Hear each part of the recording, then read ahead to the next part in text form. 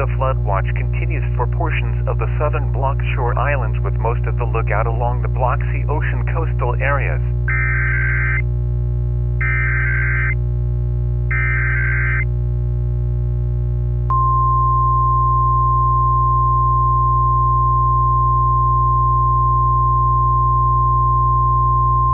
This is the fall tsunami drill as a part of the Bloxy District Bloxy Shore Island statewide tsunami drill.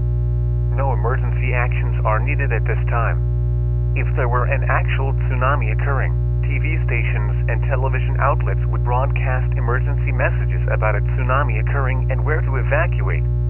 The National Weather Service would advise you to evacuate and seek higher ground immediately. This concludes the fall statewide tsunami drill. We now return to normal programming.